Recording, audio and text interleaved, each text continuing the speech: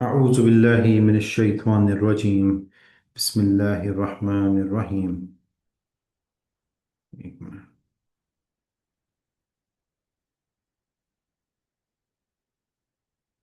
اللهم صل على محمد وعلى آل محمد كما صليت على إبراهيم وعلى آل إبراهيم إنك حميد مجيد، وبارك على محمد وعلى آل محمد كما باركت على إبراهيم وعلى آل إبراهيم إنك حميد مجيد. يا حي يا قيوم برحمتك أستغيث، أصلح لي الشان كله ولا تكلني إلى نفسي طرفة عين. أعوذ بوجه الله اللزيم الذي ليس شيء أعظم منه، وبكلمات الله التامات التي لا يجاوزهن بر ولا فاجر، وبأسماء الله الحسنى كلها ما علمت منها وما لم أعلم، من شر ما خلق وبرأ وضرع. اللهم رب الناس أذهب البأس، اشف أنت الشافي، لا شفاء إلا شفاؤك، شفاء لا يغادر سقما. اللهم ربنا آتنا في الدنيا حسنة وفي الآخرة حسنة وقنا عذاب النار. اللهم ربنا ظلمنا أنفسنا وإن لم تغفر لنا وترحمنا لنكونن من الخاسرين. اللهم ربنا لا تزغ قلوبنا بعد إذ هديتنا وهب لنا من لدنك رحمة إنك أنت الوهاب۔ بھائیو، عید کے بعد یہ جو ہماری کلاس ہے پہلے، اس میں آپ اگر پچھلا تھوڑا ریکیپ کر لیں، اس ریکیپ سے پہلے بس ایک بات میں نے کہا میں عرض کر دوں، ذرا ریمائنڈر ہو جائے گا۔ شوال کے روزے اگر آپ میں سے کوئی بھائی رکھ سکتا ہے تو ضرور رکھے، کیونکہ رسول اللہ صلی اللہ علیہ وسلم نے فرمایا جس نے شوال کے 6 روزے رکھے گویا ایسے کہ اس نے پورے سال کے روزے رکھے۔ اور آپ یہ دیکھیں کہ ایک اور حدیث مبارکہ سے ہمیں پتہ لگتا ہے کہ اللہ فرماتے ہیں، مطلب رسول اللہ صلی اللہ علیہ وسلم نے فرمایا کہ اللہ فرماتے ہیں کہ روزے کا جو اجر ہے نا، وہ اللہ تعالی، مطلب بندے اور اللہ کے درمیان ڈائریکٹ معاملہ ہے۔ اللہ جتنا چاہیں گے اجر دیں گے، جتنا چاہیں گے اجر دیں گے۔ تو اگر آپ یہاں سے اندازہ لگائیں کہ آپ کے پاس یہ اپرچونٹی ہے کہ آپ پورے سال کے روزے رکھ سکتے ہیں، 365 دن کے روزوں کا ثواب اگر آپ نے لینا ہے، تو آپ یہ شوال کے 6 روزے رکھ لیں۔ دوسرا الٹرنیٹو اس میں یہ ہے کہ آپ ہر ماہ 3 روزے رکھیں۔ اگر آپ وہ رکھ سکتے ہیں تو آپ ہر ماہ 3 رکھ لیں گے، تو آپ کے پورے سال کے روزے بن جاتے ہیں، کیونکہ ایک نیکی 10 گنا ہوتی ہے۔ تو اگر آپ یہ 6 روزے رکھتے ہیں تو یہ 60 نیکیاں بنتی ہیں، اور رمضان کی 300 نیکیاں لگا لیں تو یہ تقریباً 360 دن بن جاتے ہیں، غالباً 300، جو کہ 5 دن زیادہ ہیں ایک اسلامک کیلنڈر ایئر سے۔ تو جو بندہ، جس کو ٹائم ملے اور جو یہ کوشش کر سکتا ہے، وہ شوال کے روزے لازمی رکھے۔ یہ ایک آسان طریقہ ہے پورے سال کے روزوں کا ثواب لینے کا۔ اس میں آپ اکٹھے بھی رکھ سکتے ہیں، ہر جمعرات کو بھی رکھ سکتے ہیں، پیر کو بھی رکھ سکتے ہیں، اتوار کو بھی رکھ سکتے ہیں، چھٹی کے دن بھی رکھ سکتے ہیں۔ بہرحال 6 روزے اگر آپ پورے کر لیں اس مہینے میں تو یہ ایک مطلب پلس پوائنٹ ہے۔ باقی پچھلی دفعہ جو کلاس تھی ہم نے اس میں پڑھا تھا کہ منافقوں کی نشانی، اور رسول اللہ صلی اللہ علیہ وسلم نے بنو قنیقہ، بنو نذیر اور بنو قریظہ کو کیسے ڈیل کیا، اور ساتھ جو شخص عہد توڑتا ہے اس کی سزا کیا ہے۔ آج کی جو آیات ہے، اب یہ اسی کی کنٹینویشن ہے۔ ہم اسی طرح دیکھیں گے کہ ہم پہلے اس کا شان نزول دیکھ لیں گے، پھر اس کا حکم عام دیکھیں گے، اور آج کی آیات کا جو حکم عام ہے وہ کرنٹ افیئرس کے اوپر، جو آج کل کی ہماری ریجنل صورتحال ہے اس پر بڑی فٹ ان بیٹھتی ہے۔ اعوذ باللہ من الشیطان الرجیم، بسم اللہ الرحمن الرحیم۔ ہم ان آیات کی تلاوت کرتے ہیں پھر اس چیز کو دیکھتے ہیں۔ وَلَا يَحْسَبَنَّ الَّذِينَ كَفَرُوا سَبَقُوا إِنَّهُمْ لَا يُعْجِزُونَ۔ کافر یہ خیال نہ کریں کہ وہ بھاگ نکلیں گے، یقیناً وہ عاجز نہیں کر سکتے۔ اب اللہ تعالیٰ فرما رہے ہیں کہ جو بھی کفار ہیں نا، مثال کے طور پہ اس کا آپ شان نزول دیکھیں تو بدری شان نزول ہے، ٹھیک ہے؟ اب اللہ فرما رہے ہیں کہ یہ کافر ہرگز نہ سمجھے کہ اگر وہ ظالم ہے تو اس کی کبھی مہلت نہیں ہے، اس کی کبھی گرفت نہیں کی جائے گی، اس کی گرفت کی جائے گی، ٹھیک ہے؟ اللہ ظالم کو مہلت تو دیتا ہے، لیکن اس کو ڈھیل تو دیتا ہے، لیکن گرفت بھی بڑی پکی پکڑتا ہے۔ تو اللہ یہ کہہ رہے ہیں کہ کافر ہرگز یہ نہ سمجھے کہ وہ بھاگ نکلے گا۔ صحیح بخاری کی حدیث ہے، رسول اللہ صلی اللہ علیہ وسلم فرماتے ہیں اللہ ظالم کو مہلت دیتا ہے لیکن جب پکڑتا ہے تو بالکل نہیں چھوڑتا۔ تو دور حاضر میں بھی جو ظالم ہے، جو ظالم کا ساتھ دے رہا ہے، اللہ اس کو مہلت تو دے گا۔ ظاہری طور پہ تو یہ لگتا ہوگا کہ یار مطلب خوبصورت چیزیں ہیں، سب ٹھیک ہے، بہترین ہے، ہمیں کوئی مسئلہ نہیں ہو رہا، everything is very much fine, لیکن اللہ سبحانہ و تعالی جب اس کی پکڑ کرے گا تو ویسے ہی کرے گا جس طرح نمرود کی، فرعون کی، جس طرح قریش کی، جس طرح یہودیوں کی، تو پکڑ ایسی ہی ہوگی۔ مثالیں دنیا میں بھری پڑی، قوم عاد کی، قوم ثمود کی، قوم نوح کی، قوم لوط کی، قوم شعیب کی، یہ ساری مثالیں دنیا میں مسلمانوں اور مومنین کے لیے کہ یہ چیز اگر آپ ظالم ہے نا تو آپ یہ نہ سمجھیں کہ آپ کا محاسبہ نہیں ہوگا، آپ کا محاصرہ نہیں ہوگا، آپ کا محاسبہ بھی ہوگا، آپ کی پکڑ بھی ہوگی۔ آگے دیکھیں وَأَعِدُّوا لَهُم مَّا اسْتَطَعْتُم مِّن قُوَّةٍ وَمِن رِّبَاطِ الْخَيْلِ تُرْهِبُونَ بِهِ عَدُوَّ اللَّهِ وَعَدُوَّكُمْ وَآخَرِينَ مِن دُونِهِمْ لَا تَعْلَمُونَهُمْ اللَّهُ يَعْلَمُهُمْ وَمَا تُنفِقُوا مِن شَيْءٍ فِي سَبِيلِ اللَّهِ يُوَفَّ إِلَيْكُمْ وَأَنتُمْ لَا تُظْلَمُونَ۔ اب اللہ تعالیٰ کے مسلمانوں کو کیا کہہ رہے ہیں؟ تم ان کے مقابلے کے لیے اپنی طاقت بھر قوت کی تیاری کرو اور گھوڑوں کو تیار رکھنے کی، کہ اس سے کہ تم اللہ کے دشمنوں کو خوف زدہ کر سکو۔ اب اللہ مسلمانوں کو کہہ رہے ہیں بدر میں تو تمہاری برتری ہوگی، معجزہ ہو گیا، ٹھیک ہے، ویپنز کم تھے، ڈیفنس کم تھا، لیکن اپنی طاقت کو بھرپور قوت کے ساتھ بڑھا کے رکھو، اپنا جنگی سکل سیٹ بڑھاؤ، اپنی ڈیفنس کیپیبلٹیز بڑھاؤ، اپنے آپ کو اتنا طاقتور بناؤ کہ دشمنوں کو تم کیا کر سکو؟ خوف زدہ کر سکو، ان کے سوا اوروں کو بھی جنہیں تم نہیں جانتے۔ مطلب کس دشمن کو؟ ایسے دشمن کو جس کو تم جانتے بھی ہو، اور ایسے دشمن کو جس کو تم نہیں جانتے۔ تم اپنی تیاری اتنی پکی رکھو، اپنی کمپیٹنسی بڑھاؤ، اپنے وسائل بڑھاؤ، اپنے ریسورسز بڑھاؤ، کہ تم تیار رہو ہر وقت، کس کے لیے؟ اپنے دفاع کے لیے۔ اللہ انہیں خوب جان رہا ہے، اور جو کچھ بھی اللہ کی راہ میں صرف کرو گے وہ تمہیں پورا پورا دیا جائے گا اور تمہارا حق نہ مارا جائے گا۔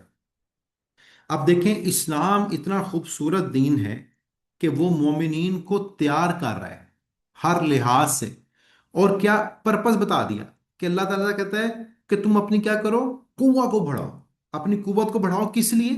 تاکہ تم دشمن کے دل میں خوف ڈال سکو۔ خوف کیوں ڈالنا دشمن کے دل میں؟ اگر تم کمزور ہو تو کیا ہوگا جو آج فلسطین کے ساتھ ہوا؟ کیا ہوگا جو چچنیا کے ساتھ ہوا؟ کیا ہوا جو یمن کے ساتھ ہوا؟ کیا ہوگا جو عراق اور سیریا کے ساتھ ہوا؟ اگر تم اپنی قوت کو نہیں بڑھاتے تو تمہیں دشمن تمہارے جو نون ہیں اور ان نون ہیں تمہیں کھا جائیں گے۔ اس لیے مطلب قرآن حکیم میں اللہ تعالیٰ نے یہ اصول مسلمانوں کو بتا دیا کہ تم لوگوں نے اپنی تیاری کر کے رکھنی ہمیشہ، اور جو بھی تم مال اللہ کی راہ میں اس نیت سے لگاؤ گے کہ تم نے اپنا دفاع کرنا ہے، مطلب تم نے لوگوں پہ ظلم نہیں کرنا، دین یہاں یہ نہیں کہہ رہا کہ لوگوں پہ ظلم کرو، ہاں اپنے دفاع کے لیے تیار ہو، تو جو بھی تم اللہ کی راہ میں خرچ کرو گے اللہ تمہیں پورا پورا دے گا۔ اب آپ دیکھیں اگر آپ ان دو آیات کو جوڑ کے پڑھیں تو اب اللہ تعالیٰ کہتے ہیں کہ کافر ہر وقت کسی نہ کسی سازش میں لگے رہتے ہیں، اور یہ سمجھتے ہیں کہ ہمارا احتساب نہیں ہونا، लेकिन तुम बेशक इन पे बर्तरी किसी वक्त हासिल कर लो, पर उसका यह मतलब नहीं है कि तुम आराम से बैठ जाओ, तुम अपनी कुव्वत को बढ़ाते जाओ। इसी तरह सूरतुल अंकबूत में अल्लाह ताला फरमाते हैं, अम हसिबल्लज़ीना यअमलून सय्यिआति अन यस्बिकूना साअ मा यहकुमून। क्या जो लोग बुराइयां कर रहे हैं उन्होंने ये समझ रखा है कि वो हमारे काबू से बाहर हो जाएंगे? ये लोग कैसी बुरी तजवीजें कर रहे हैं। मतलब जो बंदा अल्लाह कि मखलूक के साथ जालिम है, तो क्या वो समझ रहा है कि उसको मतलब बख्शिश हो जाएगी? इसी तरह अल्लाह ताला एक और जगह फरमाते हैं, ला तहसबन्नल्लज़ीना कफरू मुअजिज़ीना फिल अर्द व मावाहुम हुमुन नार व लबिअसल मसीर। ये ख्याल आप कभी भी ना करना कि मुनकिर लोग जमीन में हमें हरा देने वाले हैं, इनका असल ठिकाना जहन्नुम है। अगर वक्ती तौर पे कोई काफिर आप पर गालिब भी आता है, ठीक है, अपने जुल्म की वजह से, अपनी दो नंबरी और बर्बरियत की वजह से, तो ये मत समझना कि इनकी बख्शिश हो जाएगी। इनका आखिरी ठिकाना इंशाल्लाह क्या है? जहन्नुम ही है। एक और जगह अल्लाह ताला फरमा, इसी तरह मतलब हदीस में आता है कि मुसलमानों को रसूलुल्लाह सल्लल्लाहु अलैहि वसल्लम फरमाते थे कि अपनी तीर अंदाजी को बेहतर करो, यह कुव्वत है। हदीस में आता है कि रसूलुल्लाह सल्लल्लाहु अलैहि वसल्लम अपने मिंबर से फरमा रहे थे, सुन रखो, कुव्वत तीर अंदाजी का नाम है। सुन रखो, कुव्वत तीर अंदाजी का नाम है। सुन रखो, कुव्वत तीर अंदाजी का नाम है। तो गर्ज कहने का ये है, उस दौर के अंदर मुसलमानों को क्या तरगीब दी जाती थी कि तीर अंदाजी सीखो। ठीक है, क्यों?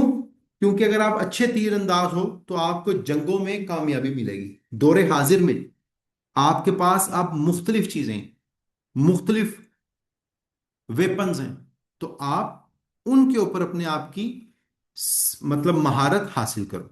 तो गर्ज कहने का ये है कि इसका हुक्म आम यही है कि जो भी मोमिन हैं उनको चाहिए कि वो हर तरह के जदीद असले से अपने आप को रेडी रखें। और पर्पस क्या है, स्कोप क्या है? जस्ट टू मेक श्योर कि आप पर कोई हमला ना करे। क्यों? क्योंकि तुम एज अ मोमिन बाउंड हो रसूलुल्लाह सल्लल्लाहु अलैहि वसल्लम की तालीमात के, तुम कभी भी किसी के ऊपर इस तरह जुल्म नहीं करोगे। हाँ, लेकिन ये जो जालिम दुश्मन है तुम्हारा, जो कि दौरे हाजिर में भी है, वो तुम पर हमेशा क्या करेगा? जुल्म करेगा, और बिला वजह के इल्जामात लगाकर तुम पर अटैक करेगा अगर तुम कमजोर। अभी आज की जो अगली आयत है इनको देखें, व इन जनाहू लिस्सल्मी फजनह लहा व तवक्कल अलल्लाह इन्नहु हुवस समीउल अलीम। अगर वो सुलह की तरफ झुके तो तू भी सुलह की तरफ झुक जा और अल्लाह पर भरोसा रख, यकीनन वो बहुत सुनने जानने वाला है। अब आप देखें, इसमें उलमा इकराम कहते हैं कि इस आयत की जो प्रैक्टिकल इंप्लीमेंटेशन है, कि अगर आपको कुफार कहते हैं कि सुलह कर लें, तो तुम भी सुलह की तरफ झुक जाओ और अल्लाह पर भरोसा रखो, यकीनन वो बहुत सुनने वाला और जानने वाला है। अब अगली आयत देखें, व इन युरीदु अन यखदऊका फइन्न हस्बकल्लाह हुवल्लज़ी अय्यदका बिनस्रिही व बिलमुमिनीन। अगर वो तुझसे दगाबाजी करना चाहेंगे तो अल्लाह तुझे काफी है, इसने अपनी मदद से और मोमिनों से तेरी ताईद की है। अब आप देखें, अगर ये तुमसे दगाबाजी करना चाहें तो तुम अपने फिर एग्रीमेंट की परवाह ना करना, तुम भी अपना एग्रीमेंट तोड़ देना। ठीक है, इस्लाम सुलह को तरगीब देता है, लेकिन तुम लोगों के साथ जब दगाबाजी हो तो तुम अपना एग्रीमेंट तोड़ दो, उनको बताओ और उन पर अटैक कर दो। अब आजकल के दौर में भी, आज और कल की तारीख में भी एक सुलह का एग्रीमेंट होने जा रहा है, लेकिन मुसलमानों का जो ग्रोह है वो इसके ऊपर एतबार नहीं कर रहा। क्यों? क्योंकि पुराने वक्त में, पिछले दिनों में उन्होंने दगाबाजी को सामना किया। अब आप देखें कि कुरान की आयत 1500 साल पहले की आयत आज भी फिट इन बैठती है। कैसे एक एक चीज बढ़ाकर बता, मतलब खोल के बताई जाती है मुसलमानों को। लेकिन अगर आज के भी नाकिस नाअकल मुसलमान इस चीज को ना समझें, मतलब जो इम्पावर है, तो फिर मतलब इन्ना लिल्लाहि व इन्ना इलैहि राजिऊन ही पढ़ लेना चाहिए। अब आप देखें कि आइमा इकराम कहते हैं कि इन आयात की जो प्रैक्टिकल इम्प्लीकेशन थी वो सुलह हुदैबिया थी। सुलह हुदैबिया हुई, رسول اللہ صلی اللہ علیہ وسلم فتح مکہ سے پہلے، ہجرت مدینہ کے بعد 1500 کے قریب لوگوں کو لے کر مکہ کی طرف روانہ ہوئے کہ ہم عمرہ کریں گے، لیکن قریش مکہ نے ان کو مکہ میں انٹر نہیں ہونے دیا، اور آلٹرنیٹیولی ان کو ایک معاہدہ پرپوز کیا، ٹھیک ہے؟ اس معاہدے کو کہا جاتا ہے صلح حدیبیہ۔ اس معاہدے کے اوپر 1500 کے قریب صحابہ نے بیعت کی رسول اللہ صلی اللہ علیہ وسلم کی۔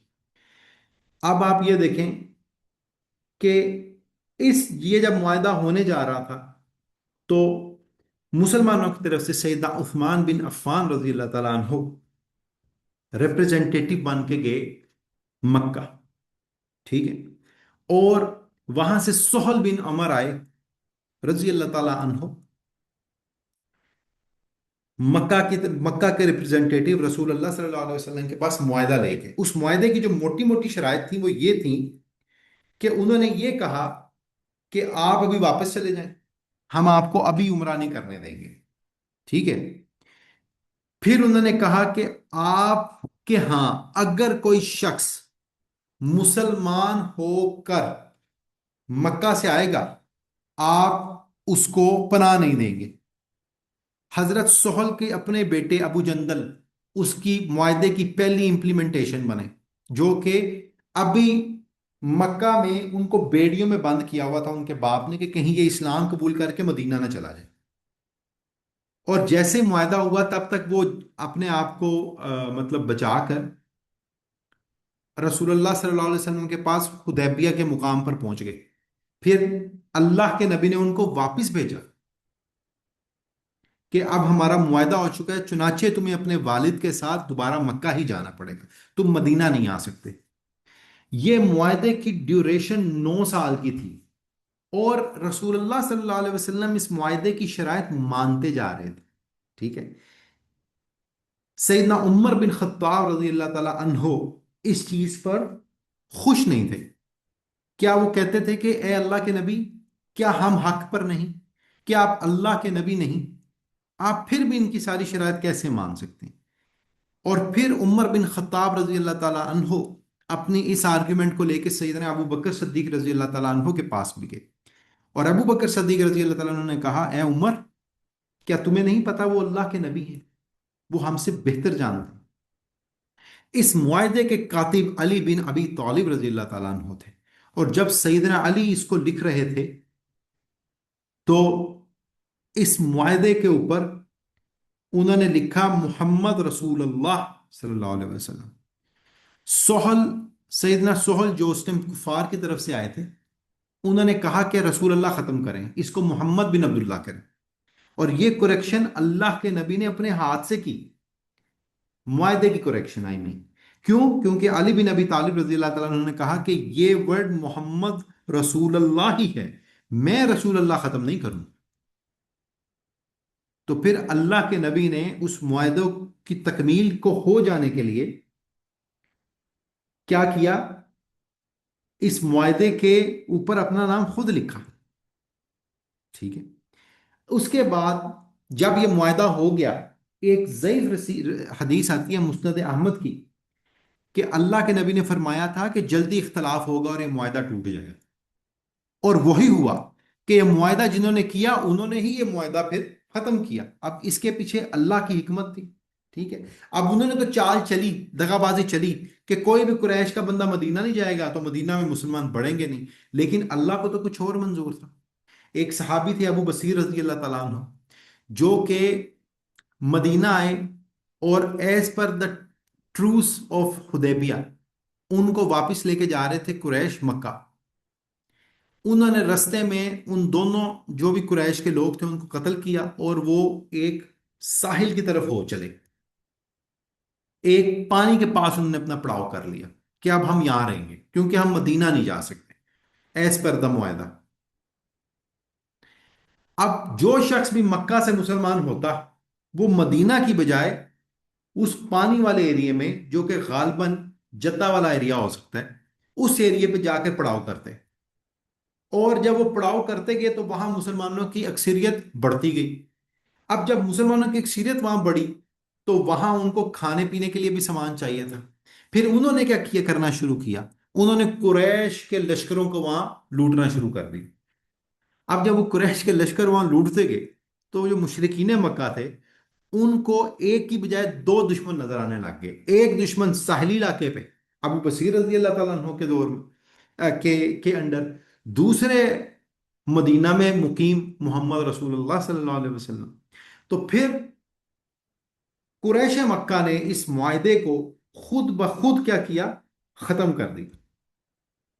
उन्होंने ये मुआहदा खुद ही खत्म कर दिया। तो इस तरह से मुआहदा खत्म हुआ और मुसलमानों की फतह हुई। और उस फतह की मतलब किस तरह फतह हुई, फतह मक्का की सूरत में उसकी फतह हुई। तो गर्ज कहने का ये है कि अल्लाह फरमाते हैं मोमिनीन को हुक्म आम इसका क्या है। शान नजूल में इसकी इम्प्लीकेशन हमने आपको बता दी कि वो क्या थी, सुलह हुदैबिया।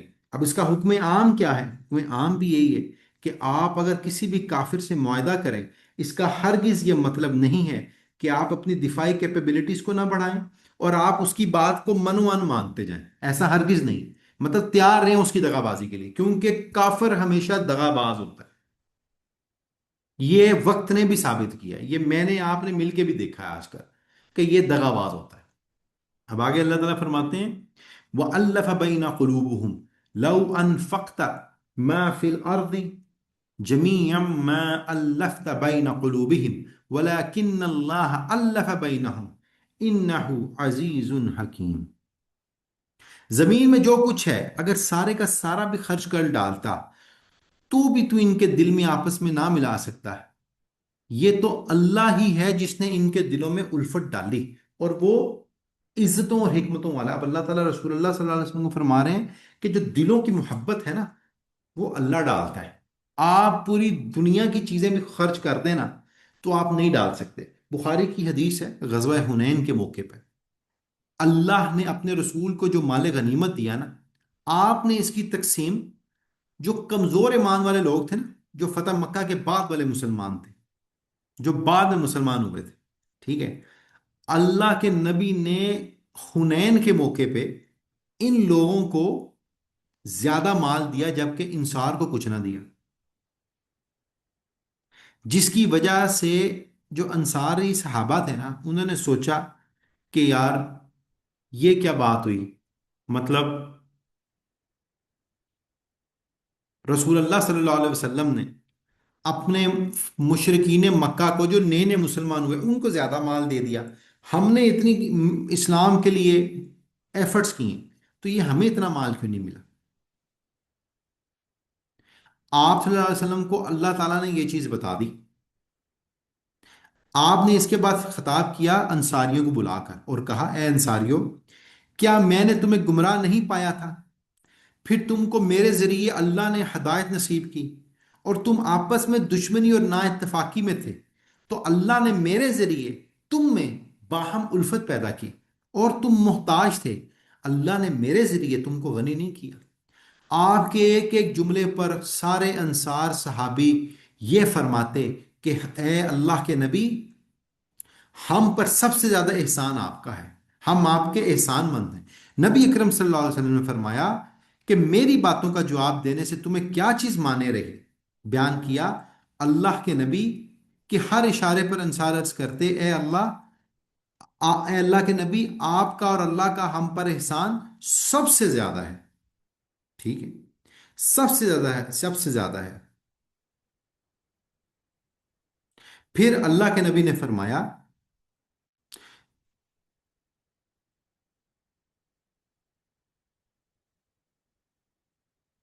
फिर अल्लाह के नबी ने फरमाया कि अगर तुम चाहते तो मुझसे इस तरह भी कह सकते थे कि आप आए तो लोग आपको झुठला रहे थे, लेकिन हमने आपकी तस्दीक की, वगैरह वगैरह। क्या तुम इस पर खुश नहीं हो कि जब लोग ऊंट और बकरियां लेकर जा रहे होंगे, तो तुम सिर्फ अल्लाह को अपने साथ ले, अल्लाह के नबी को अपने साथ ले जाओ? तो अंसार ने कहा कि हम इसी पर खुश हैं। तो रसूलुल्लाह सल्लल्लाहु अलैहि वसल्लम ने फरमाया, क्या है अंसार, मेरे बाद तुम पर दूसरे लोगों को तरजीह दी जाएगी। तुम ऐसे वक्त में सब्र करना, यहां तक कर मुझको हौजे कौसर पर आके मिलो।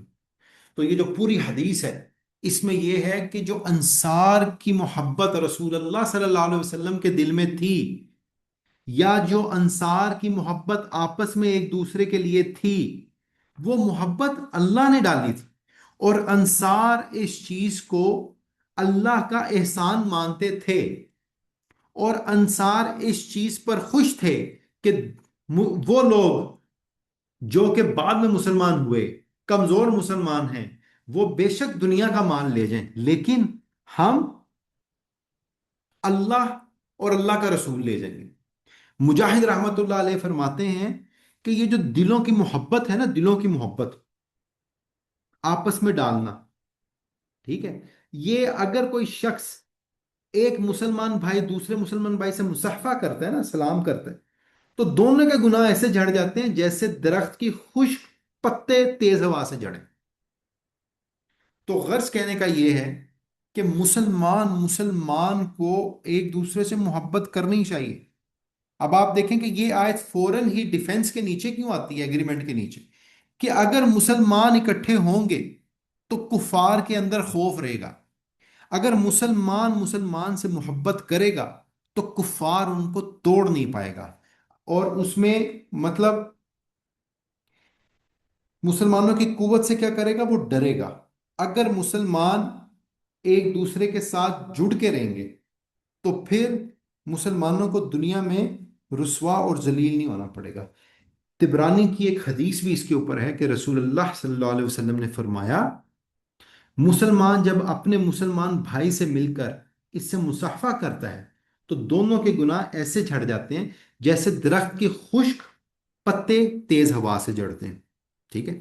اس کے علاوہ ابو داؤد کی ایک حدیث ہے کہ سیدنا ابو ہریرہ رضی اللہ تعالیٰ عنہ فرماتے ہیں، جب تم میں سے کوئی اپنے بھائی سے ملے تو اسے سلام کہے، پس اگر ان کے درمیان کوئی درخت، دیوار یا پتھر حائل ہو جائے اور پھر دوبارہ ملے تو پھر دوبارہ سلام کہے۔ مطلب ایک دوسرے سے سلام کہنے سے رغبت بڑھتی ہے، محبت بڑھتی ہے، الفت بڑھتی ہے، اور یہ سلامتی کا ایلیمنٹ کیا ہے، مطلب دین ہمیں بتاتا ہے، اللہ کے تھرو ہے۔ اسی طرح ابو داؤد کی ایک اور حدیث ہے، نبی اکرم صلی اللہ علیہ وسلم نے فرمایا، کیا میں تمہیں روزے، نماز اور صدقے سے بڑھ کر افضل درجات کے اعمال نہ بتاؤں؟ صحابہ نے کہا کیوں نہیں؟ اللہ کے نبی نے فرمایا، آپس کے میل جول اور روابط کو بہتر بنانا، آپس کے میل جول اور روابط کو بہتر بنانا، اور اس کے برعکس آپس کے میل جول اور روابط میں پھوٹ ڈالنا دین کو منڈا دینے والی خصلت ہے۔ اب آج دیکھیں امت مسلمہ آپس میں کیا ہوئی ہے، تتر بتر ہوئی ہوئی ہے۔ کیوں؟ کیونکہ کوئی شیعہ ہے تو کوئی سنی ہے، کوئی اس کو کافر کہتا ہے تو کوئی اس کو کافر کہتا ہے، ٹھیک ہے، کوئی سنیوں کے اندر وہابی ہے، کوئی دیوبندی ہے، کوئی بریلوی ہے، امت تفرقے میں پڑی ہوئی ہے۔ اب اس کا فائدہ الٹیمیٹ کون لے رہے ہیں؟ کفار، اور کوئی بھی نہیں۔ اسی طرح ایک اور حدیث آتی ہے ترمذی کی کہ اللہ تبارک و تعالیٰ نے فرمایا، میری عظمت وہ بزرگی کے لیے، آپس میں محبت کرنے والوں کے لیے قیامت کے دن نور کے ایسے ممبر ہوں گے جس پر انبیاء اور شہداء بھی رشک کریں گے، کہ اگر کوئی مسلمان بھائی دوسرے مسلمان بھائی سے محبت اللہ کے لیے کرتا ہے تو اس کو ایسا شان و شوکت والا تخت ملے گا، ممبر ملے گا کہ جس پہ انبیاء اور شہداء بھی رش کریں گے۔ اگر کوئی شخص آج اہل البیت کی نسبت سے پسے ہوئے طبقے سے محبت کرتا ہے، اہل البیت سے محبت، اہل البیت کی نسبت کا مطلب کیا ہے کہ اللہ کی وجہ سے،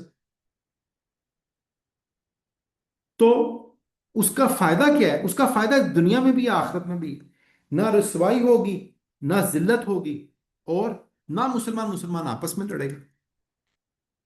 یہ چیز مسلمانوں کو سمجھنے کی ہے، اللہ کرے کہ مسلمان اس چیز کو سمجھیں اور اس چیز کو آج ہی امپلیمنٹ کر رہے ہیں۔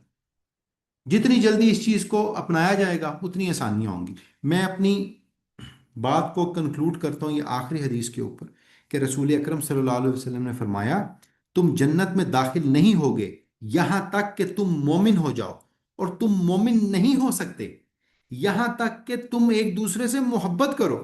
کیا تمہیں ایسی چیز نہ بتاؤں कि जब तुम इस पर अमल करो तो तुम एक दूसरे के साथ मोहब्बत करने लगोगे। साहबा ने कहा बताएं। आपने फरमाया आपस में सलाम को आम करो। यहां अनफॉर्चुनेटली कुछ ग्रोह ऐसे हैं जो कि इस चीज पे खुशियां मनाते हैं कि फलां फलां शख्स मारा गया, अच्छा हुआ, वो तो शिया था। फलां फलां शख्स मारा गया, अच्छा हुआ, वो तो उसके पीछे फलां फलां अजाइम थे। गर्ज कहने का ये है कि आप मोमिन ही नहीं हो सकते जब आपके दिल में इस तरह का खुनस होगा। तो अल्लाह मुझे और आपको दीन की सही समझ और इस पर अमल करने की तौफीक दे। सुब्हानकल्लाहुम्मा व बिहम्दिका अशहदु अल्ला इलाहा इल्ला अंता अस्तगफिरुका व अतूबु इलैक।